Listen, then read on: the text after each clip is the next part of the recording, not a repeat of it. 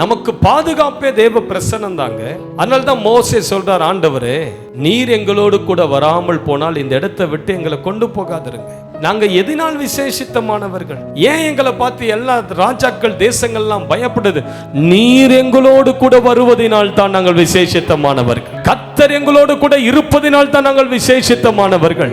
மேக ஸ்தம்பமும் அக்கினியுமா எங்களுக்கு முன்பதாக நீ செல்கிறதினால தான் நாங்கள் விசேஷித்தமானவர்கள். That is what makes you so special.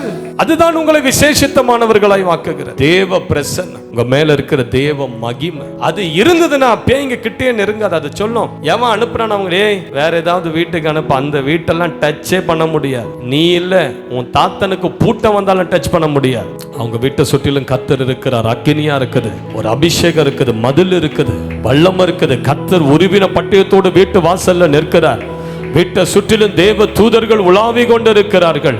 அந்த வீட்டை எங்களால் பார்க்கவே முடியல. ஒரு அக்கினி ஸ்தம்பம் அந்த வீட்டை இரவும் பகலும் மூடிக்கொண்டிருக்கிறது. பகலிலே மேகமும் புகையும், இரவில் கொழுந்து விட்டு எரிகிற அக்கினியும் உனக்கு காவலாய் இருக்கும் என்று கர்த்தர் வாக்கு கொடுத்திருக்கிறார். ஹல்லேலூயா. ஒரு பிசாசு நெருங்க முடியாத சிஸ்டர். எப்பொழுது? தேவ பலன் உன்மேல் இருக்கும்போது, தேவ அபிஷேகம் உன்மேல் இருக்கும்போது.